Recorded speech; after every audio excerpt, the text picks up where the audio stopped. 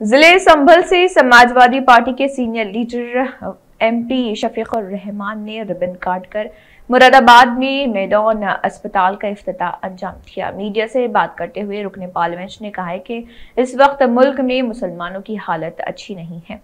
Bharatiya Janata party की हुकूमत मुसलमानों पर जुल्म कर रही है। इसके साथ ही उन्होंने कहा है कि ये हुकूमत किसानों के मुतालिबात नहीं सुन रही। किसान ज़राअत का कानून वापस लेने के लिए मुसलसल मुजाहरे कर रहे, लेकिन हुकूमत नहीं सुन रही। उन्होंने कहा है कि ख्वातीन और बेटियों की इस्मत दरी की जा रही है, लेकिन हुकूमत उसे भी नहीं रोक रही।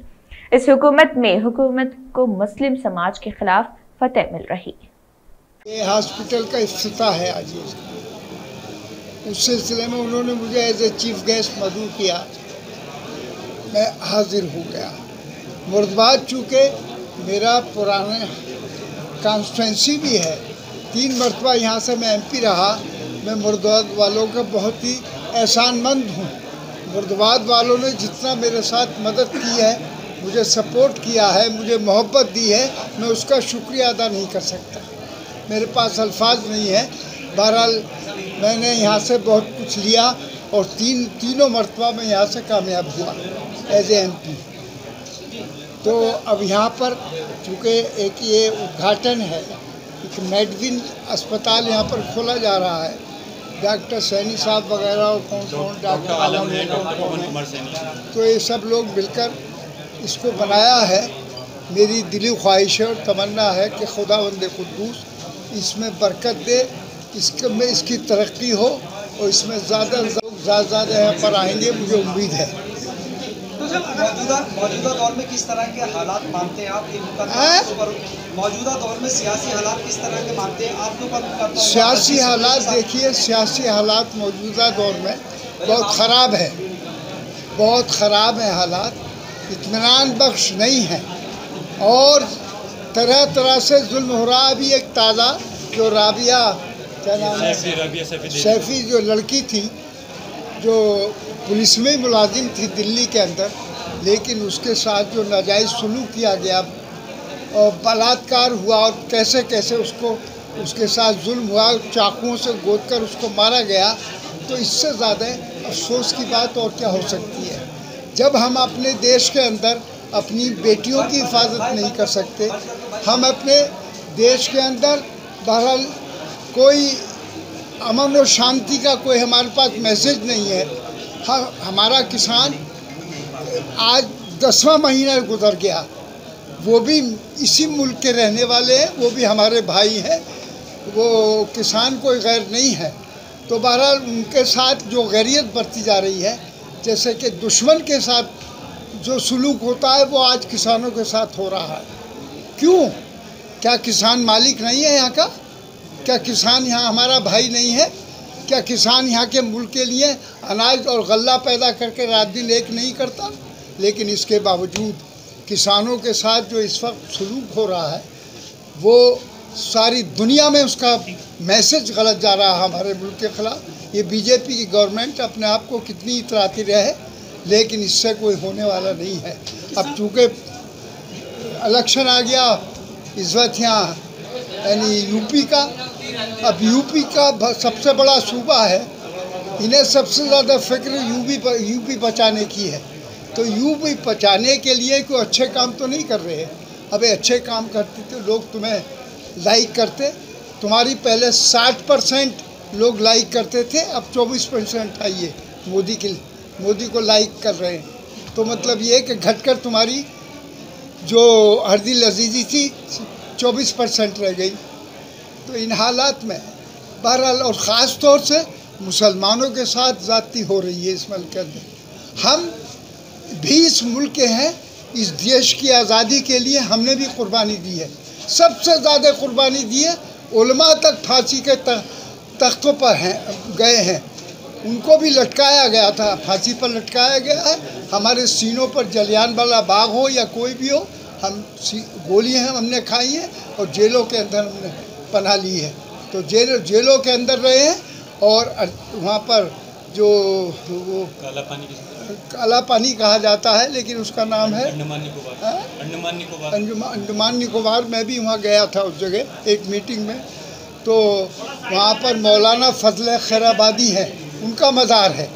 उन्होंने हिंदुस्तान में जब हिंदुस्तान की आज़ादी की लड़ाई लड़ी जा रही थी तो उन्होंने सबसे पहले फतवा दिया था मुसलमानों के लिए कि मुसलमान जिहाद करें, हिंदुस्तान को बचाने के लिए, आज़ाद कराने के लिए मुसलमानों की जिम्मेदारी है कि अपनी जानें कुर्बान कर दें, आज़ाद करें, इसके समाजवादी जिहाद करें। समाजवादी पार्टी चुनाव अपने मैनिफेस्टो में 6 डिप्टी सीएम की बात कर रही है। 6 डिप्टी सीएम अपने मैनिफेस्टो में ला सकती है, क्या कहेंगे? क्या 6 डिप्टी सीएम यूपी के अंदर समाजवादी पार्टी ला सकती है अपने मैनिफेस्टो में, क्या कहेंगे? 6 कहाँ